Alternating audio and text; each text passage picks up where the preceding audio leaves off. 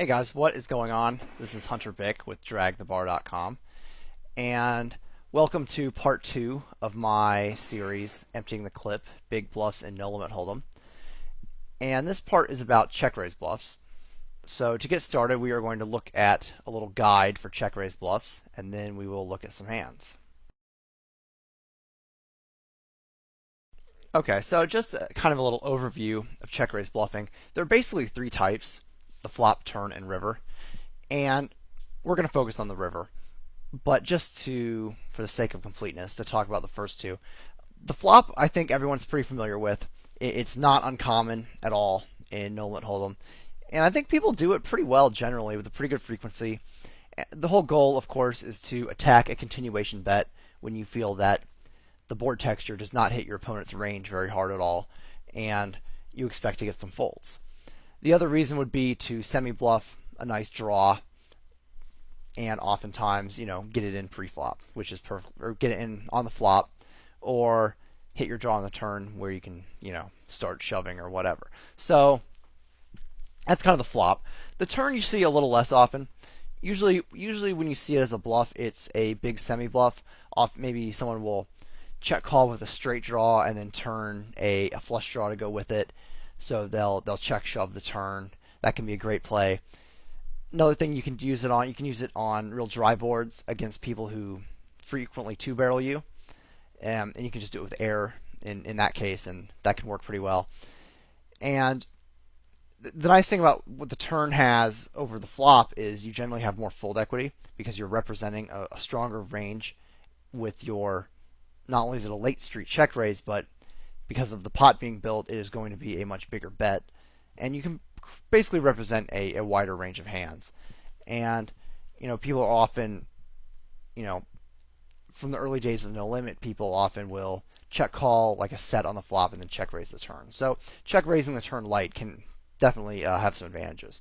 So, and then on the river, which I feel is the least common type of check raise bluff, and it usually has the most fold equity. Generally, the flop will have the least fold equity, followed by the turn, and then finally the river. And I think it's fairly uncommon, and I don't think people do it enough. So that's what we're going to be focusing on in this video. And against the right people, it can have some very, very good fold equity. And the whole goal is to attack somebody who is betting thin for value, and they are able. It's with hands that they are able to lay down when they see a big check raise.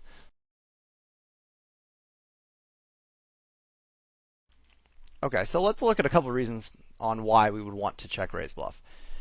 First off, it generally, in the right situation, it can create more fold equity than with a pot bet or an overbet. And I'm going to show you guys some spots where that applies. You can also win more than you can with a pot bet because your opponent, of course, has to bet, and that adds money to the pot, and it inflates the amount that you can win with your bluff. It will help you balance your check raise value range, which is really, really important because being able to check raise the river for value or check raise any street for that matter, but in particular, it's important to be able to check raise the river for value because a lot of times it can be really hard to get a pot built out of position with a huge hand. And when you can check shove the river and expect to get paid a decent amount of the time, that just adds so much value to your big hands. It's crazy. So, and then the last point is that if you check raise the river often enough, it will be in the back of your opponent's minds, and they are going to be more likely to just check down a marginal hand instead of trying to get thin value. So you create an element of fear that will stop them from making real thin value bets against you, and that does wonderful things for your river play, and it basically because it hurts theirs tremendously, and it'll help you get some cheap showdowns with some hands that you might not have been able to show down before, and it basically just really strengthens your game at the expense of theirs. So okay, so who do we want to use it against? Most of the same type of people that we want to overbet bluff. Regulars are playing a lot of tables, and when they see a big check raise bluff, they don't see it excuse me, when they see a big river check raise, they just don't see it all that often. So they generally tend to give it credit, and they're not going to stop playing their 10 other tables to really think through what you're doing and the likelihood of you bluffing in that spot. So they'll tend to give you credit. And then tags, of course, are able to make, regulars and tags will all be able to make very thin river value bets. And those are exactly the kind of bets we're looking to attack. So, that is definitely the type of person you want to be looking for. These people can also fold those very thin value bets. So these are people who can value bet like second pair, or top pair no kicker, things like that, things that they can fold to a check raise. Nits, of course, will see a check raise and automatically assume it's a huge hand, and then they're capable of folding even like big hands, like top pair, top kicker type stuff. So those are excellent people to check raise bluff. And then pretty much anyone else who doesn't fit into one of those two categories, pretty much anyone else who can fold like a top pair hand or any other hand that they can bet for thin value. Do not use it against weak players. I've made that mistake a few times, and I've had really bad players look me up with like second pair versus like a check shove on the river because they just don't know how to fold, and it is just don't even try it. It's just spewing money. So definitely stick to thinking players who are able to fold and make thin value bets. Okay, so finally, just a few things to look for when you're considering whether or not you're in a good spot to make a check raise bluff on the river. So, first couple of things, a flop or a turn check back will help you define the quantity of marginal hands in your opponent's range. Generally, a check back on one of those two streets is a very strong indicator. So, that will certainly help you realize when they're betting thinly on the river and make it a spot you can take it away from them. Another point would be you want to think about your hand strength. Now, if you have like 4 high, for example, you might be better off just leading or overbetting to try to take the pot down, because if they check it back, the times they check it back, you will have zero chance of winning the pot. Whereas if you decide to check raise bluff with king high, for example, you will win the pot on occasion when they decide not to bluff their missed straight draw or their missed, queen high flush draw. So the difference is pretty significant. So you want to check raise bluff with the top of your bluffing range, hands that will win at showdown value on occasion. So that's a really important point. Another spot is you want to look for spots where a pot bet or an overbet will work less often than a check raise bluff. One example is maybe on a 4 flush board where people love to make hero calls. Like, let's say the river is a 4 flush and you overbet it. A lot of times people will call you with like the 4th nut flush there because they just think you're bluffing so often because it's a 4 flush board. But if you check it to them and you can get them to bet that 4th nut flush for a thin value, maybe they go for like a 4th third pot. There's a hand like this coming up, but maybe they decide to bet 40% a pot with like their 4th nut flush draw on the 4 flush board. 4th nut flush. They will then be put in a horrible spot when you check raise them, and they're going to pitch it a lot of the time. So they're just not going to think that you are check raising them in that spot with air. So that would be another good spot where a check raise bluff is going to work more often, in my opinion, than a pot bet or an overbet. So another thing to think about is board textures. And the board texture matters because you need to be able to represent a lot of combinations of hands that beat one pair. So for example, if you think about a Jack 10 8 6 2 board versus a Ace 9 6 2 3 board, on the Ace 9 6 2 3 board, if you check raise bluff, there's really not much you can represent other than like a set. So, and there are so few combinations of sets, and everybody knows that. So it's just you're never going to get an ace, a pair of aces to fold ever. But on a Jack 10 8 6 2 board, you check raise that river, And this guy, let's say somebody value bets Jack 9 or Queen Jack, and you check raise on that board. There are so many more combinations of monster hands you can have there. Queen 9, 7 9, that right there is 32 combos of hands. And that's before we start talking about sets and two pairs. So you can represent so many more combinations of huge hands on a board like that than on a really dry board. So that's another important thing to think about. Okay, let's check out some hands. Okay, so to start us off, let's look at a hand I played, as you can see, at the end of June. This was a 5-10 game on full tilt, and I have deuces. So let's see what happens. I min raise. I've been getting 3-bet a couple times, and the min raise can be a pretty effective way to deal with that. So I just min raise, and only the button calls. And the flop comes down ace 7-7, so obviously a pretty standard board to c-bet. Very dry. If he doesn't have an ace, he's probably going to fold. So pretty straightforward. But he does call me. The turn's interesting. The board starts to get dry with the jack of hearts. Backdoor flush draw, backdoor straight draws are out there. So I just check it. I'm planning on just giving up at this point. If he's floating me, good for him. But he actually checks back. So that tells me right there that he's not floating me, that he actually has a hand, because you don't float someone on the flop only to not bet on the turn. So he has a hand. He very easily has like ace 8, ace 9. He could have, at this point he could have pocket 10s, he could have pocket 9s, he could maybe even have queens if he didn't decide to three bet me. So a lot of stuff going on here. Most likely he has some sort of ace. So he checks back, and the turn is an 8. And I thought this was a really interesting card. And at this point, I'm starting to think what I'm going to do if he does bet. The first thing I thought about here is what happens if I lead out. And this is a good example of a spot where I don't think overbetting is going to do a whole lot for me. I think on a board like this, I think I can rep a 7.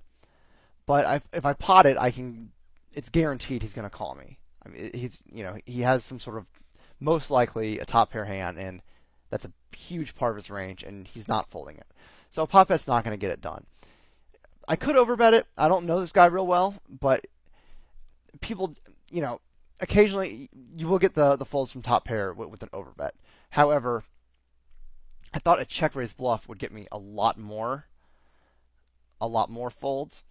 And considering I knew this guy had a hand, and he was pretty decent, I definitely thought he could value bet once he sees me check twice.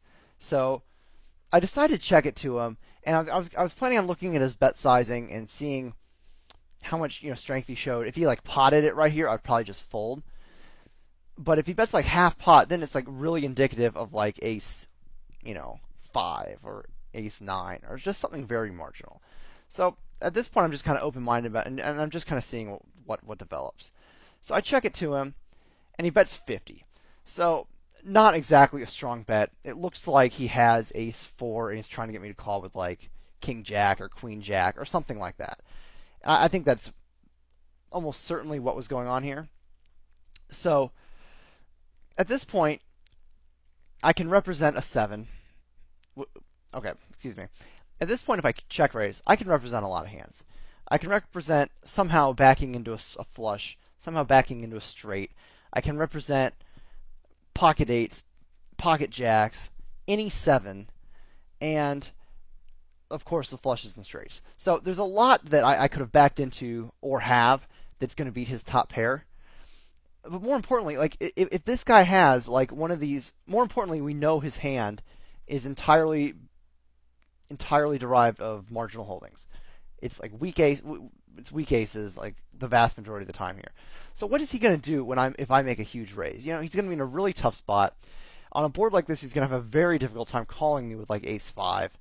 So I just think a check raise bluff is going to show a tremendous amount of success here, and it's going to be a very, very profitable play.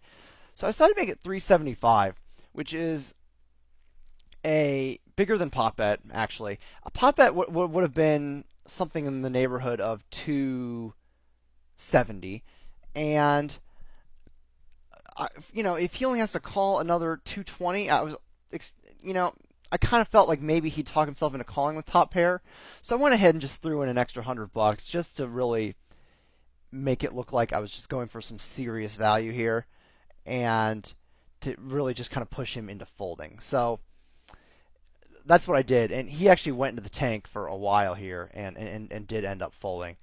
But I think that this is a really good hand to start off the video with, mostly just because we know exactly what his range is. The board is scary, and there's just nothing he can do really other than fold. So, okay, let's get to the next hand.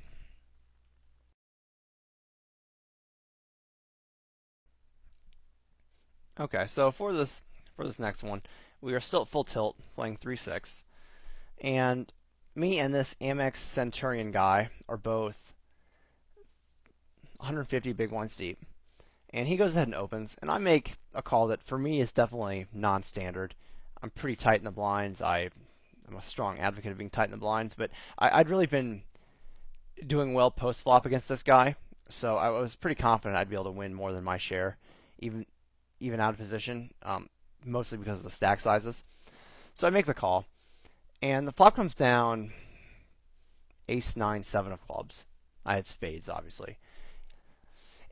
Now, I had been leading into this guy a decent amount on this table, so I decided to just fire into him because I think he'll call with like a pretty decent range. He's not going to fold like a club like right out of the gate. He's not going to fold an ace.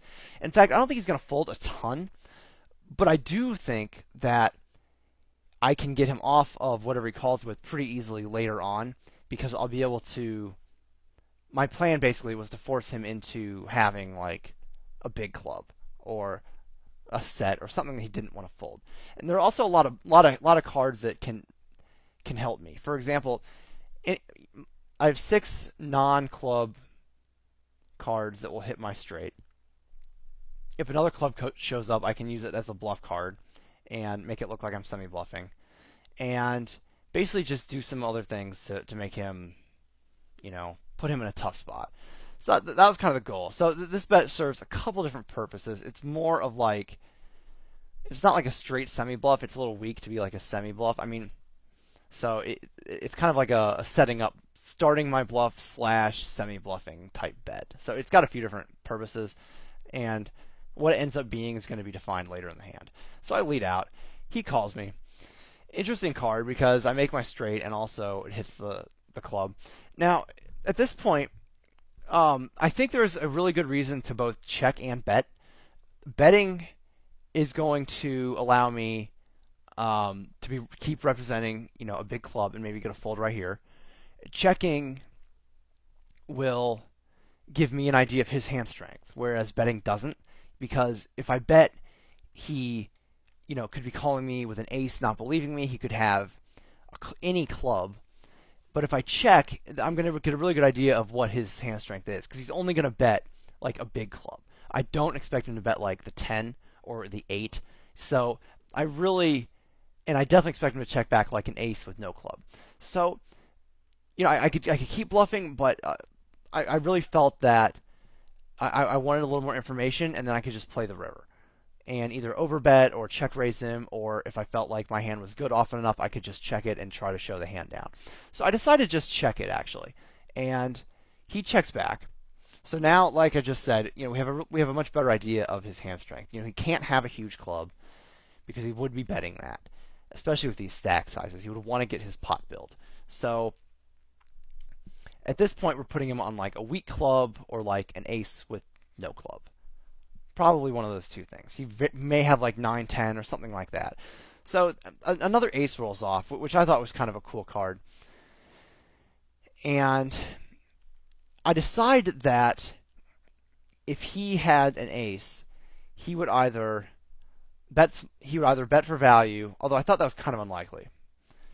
There would be the occasional case where he would bet for value, but I also thought he would check back an ace a lot, in which case I win because I have a straight. Or I could get him to bluff at it, or I get him to bluff at it if he'd had like a nine, or maybe he called me with like you know something very speculative like Jack 10 or something like that. So he's going to bluff those cards. But I also think that he does have, like I said, a lot of other clubs in his range. At this point, he could definitely start value betting like the Jack, the Queen, you know, the 10, something he had checked back on the turn. So the bottom line here is he can't have a huge hand because he doesn't have a boat. He probably would have raised the boat on the flop. Um, but if he does have a boat, he's going to bet big. So again, this is another spot where we can check it to him and use his bet size to fine tune what we think his range is. So I decide to check it, and like I said in the PowerPoint portion, that this hand is definitely at the top of my bluffing range because it has some showdown value. I mean, if he checks it back with an ace, I'm gonna win. So it's not a huge disaster when he checks it back. So, but then he ends up betting a third pot, which to me looked like a lot like he has like the Jack of clubs, or maybe even like, you know, ace queen, no club, and he wants value somehow. Actually, I don't know what he would be getting value from there, so I don't really think he has that. But definitely, it looks like a medium strength club, really. So at this point, if I decide to check raise, first off, I'm definitely not just calling here because I think he has a club too often. But what is this guy going to do when I raise? I can represent a set with my line very easily. I can also represent like any two pair with the ace. That would definitely be consistent with my line. So I said that between the sets and like the ace 7, ace 9 combos, that I could definitely have more than enough combos to represent a boat here, or even the king of clubs. That would definitely be my range as well. So I can represent quite a few combos if I just make a huge raise here. So that's what I do, and I decided this would be more than enough to move him off of it. And the main thing here was just his very small bet size. It looked very greedy, like he wanted some real thin value from whatever his marginal hand is. And the simple fact is he just can't have a big hand between the turn check back and the small bet. So I make a big check raise and turn my straight into a bluff, and he does fold.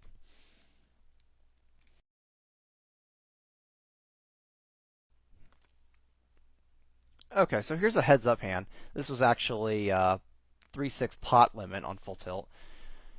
If you happen to have seen my video with that one pot limit heads up match, then that covers some of the basic stuff, but pot limit versus no limit. So we really don't need to discuss that here.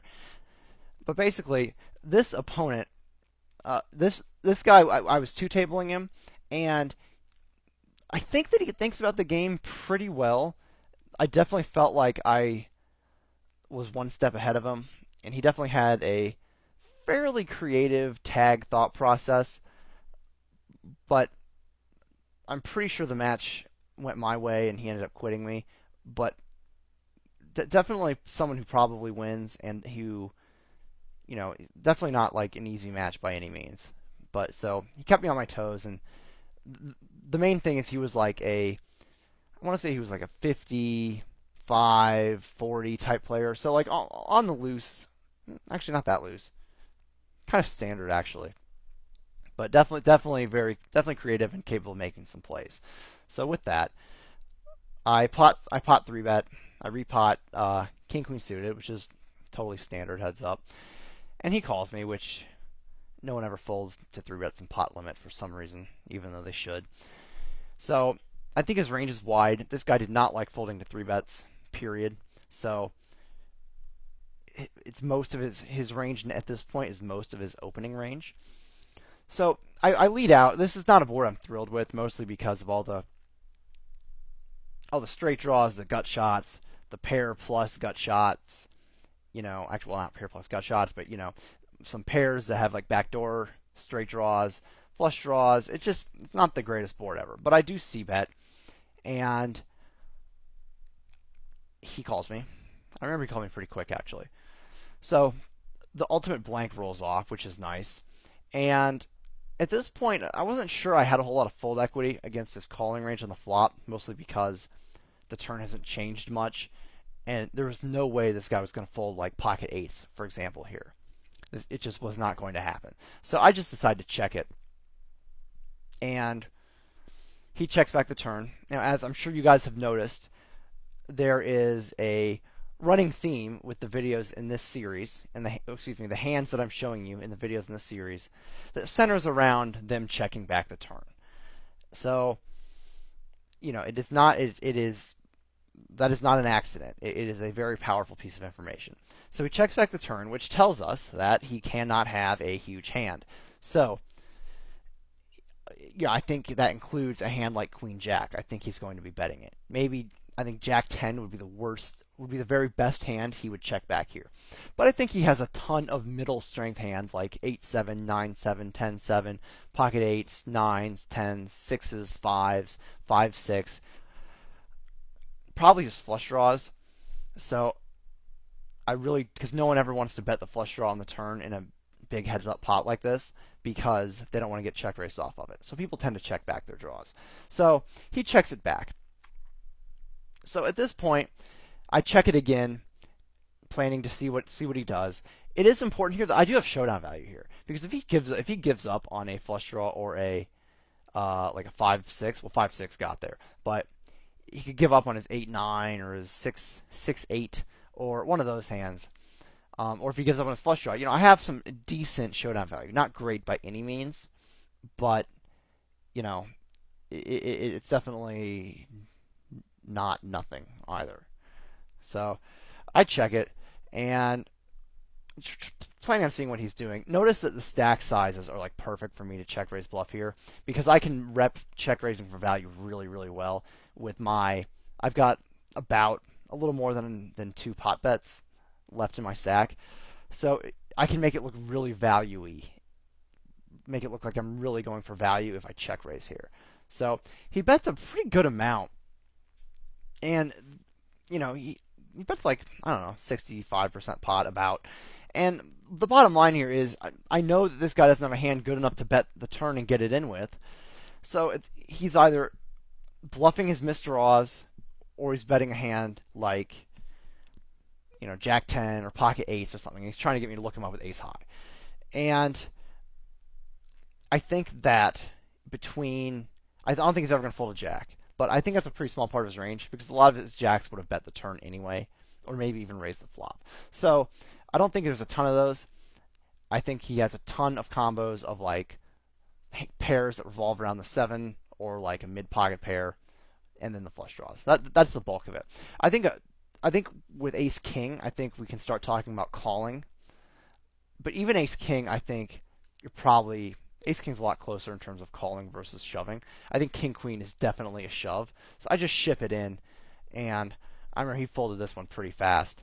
But the stack sizes, I think, were just perfect. I can very easily rep value here, and he still has a lot to call. He still was going to have to call almost $400, and it was going to require a pretty huge call on his part. But fortunately, I think that there's a tiny percentage of his range by the river that can make this call. So he folds, and I win the pot.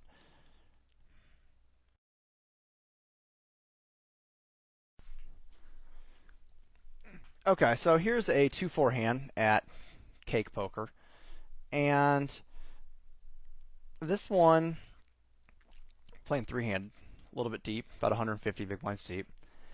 The villain, I believe, the villain is Cake Seat 2. Cake does not give you the names of your opponents because they don't want you using HUDs. So you're able to track your own stats, but it doesn't record your opponent's names, which, is alright. I actually kind of like playing without a HUD sometimes. So,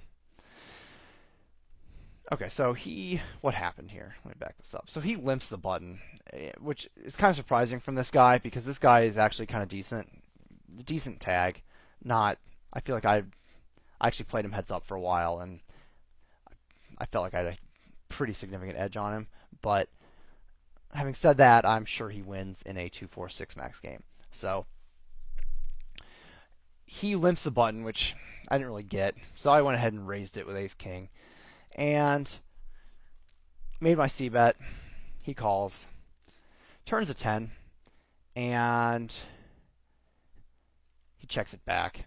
So, considering he limped the button, it's very difficult to put him on anything significant whatsoever here, especially considering his um,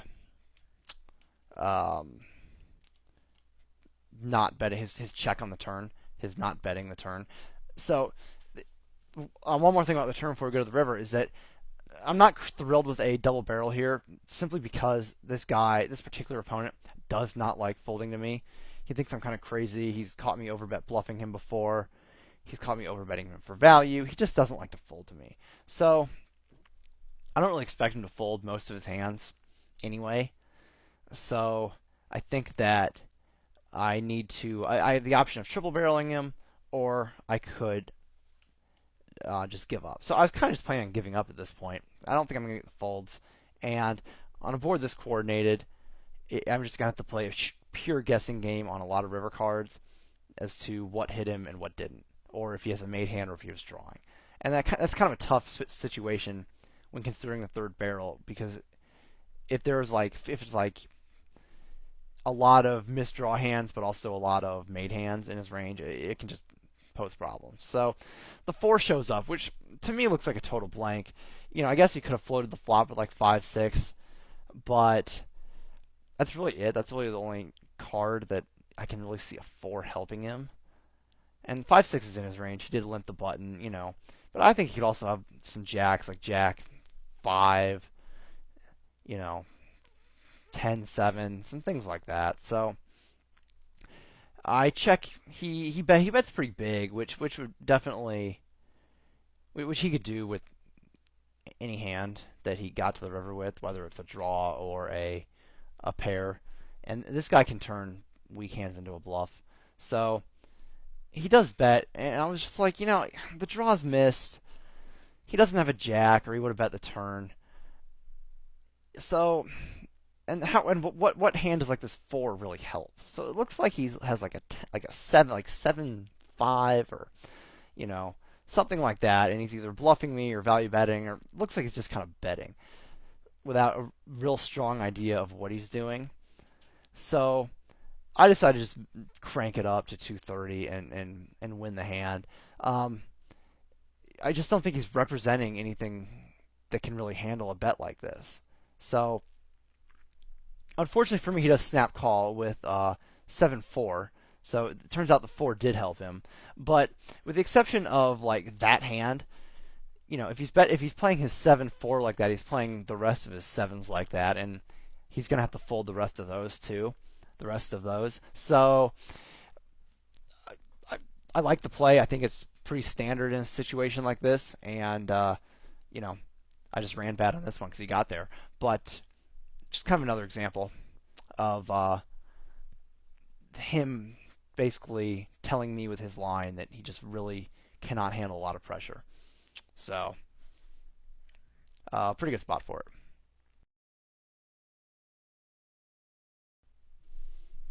Okay, so for this next hand, it's a pretty small pot actually at 1-2, and the reason I'm showing you guys this one is just to show you that you don't have to save check raise bluffs for like real big dramatic bluffs. You can use them in smaller situations too, and small pots matter, and you play a lot of small pots, so they're very significant in terms of your win rate. So this is just kind of show you a little different type of situation. So here we have a limped pot against some fish on full tilt who was bought in for 70-70. And I think I was making another video when this hand popped up. So this individual, Maria, limps in under the gun. Small blind folds.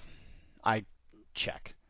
So I flop my bottom pair, and Maria checks back. So, again, it doesn't exactly indicate that she limped in with aces when she just checks back there. So the fact is, this is a person who doesn't have a full stack, has limped under the gun, not a strong player. So the range is very wide. It could be pretty much anything. So let's keep that in mind. So the turn's a 4, and I check again. I actually think the 4 starts to connect a little bit with her very wide limping range. And she bets, and I go ahead and call, mostly because I don't see this as a person who is going to decide to start value betting a hand like 8-9 or 8-7, and a queen is out of the question, as is, you know, aces or kings, considering that the flop was not bet. So, and I don't really see this as a person who's good enough to be value betting second pair into me. So that makes me think my 5 is good a lot here. So I make the call, and the king I thought was kind of interesting, and I decided to check it because I definitely thought that I had some showdown value. But then she bets like 6 into me. So now I'm thinking, like, I'm almost certain a check raise is just going to win this hand, considering that I don't see a whole lot of hands that she's going to bet for value here with that bet size that beat me. But at the same time, we're talking about somebody who doesn't really know what's going on, and a lot of times you'll see people like this who limp in with like a hand like jacks or 10s or 9s or 6s or 7s, and they often get caught in post flop spots where they don't know what to do, so they just start betting. And as a result, I think if I call here, I think calling here is plus EV, but I think raising is a lot more plus EV because I think raising is going to win me this pot a huge percent of the time. And I don't expect her to have a king because, for one thing, like a hand like king jack or ace king, for one thing, the under the gun limp. 2, the flop check, and the turn check. If she was gonna bluff a missed king, she would have bet the flop instead of the turn. So it's really hard for me to come up with any king that is in her range. So the king is a good card for me, and the backdoor flush got there too as a bonus. So basically, I can use the king to bluff. We know that she has something terrible, but I think a lot of those weak hands beat my 5s. So I decided to just make this raise to basically just turn my hand into a bluff and take this down right here. But again, this is a hand that is definitely at the top of my bluffing range and has a shred of showdown value. But it's definitely a spot where bluffing it is going to show a higher expectation because I'm going to get folds so often. So that's what I decided to do, and I just make it 32, which is about a pot bet. Probably just mashed the pot button here, and she folded pretty quick. So not a huge pot or a huge bluff by any means, but definitely a situation where I think it's really important to think about what the line is and how the opponent's line affects their range and how much information we get from their bet sizes, and then put it together, and take the time to do it and make the effort to do it, even in a really small and insignificant pot. Because if you think about it, I just won 3 on the turn, 6 on the river, $9 in this hand, which is 3.5 big blinds. Excuse me, yeah, and that's 50 hands worth of work at this game. If we beat this game for 3.5, yeah, it's a little bit more than that. So, this is a pretty standard. If we beat the game for 3.5, poker tracker big bets, which would be 7 big blinds, and we just won 4.5 big blinds. That's 60, 70 hands worth of work that we pick up right here by just thinking through this one hand, and that kind of thing adds up very, very quickly. So, I just wanted to kind of reinforce that you can use some overbetting and well placed check raise bluffs in some spots where you might not really think it through and really think about it all that often. So, okay. Okay, guys, that's going to wrap up this video. I hope you enjoyed it, and leave me any feedback that you might have. Talk to you soon.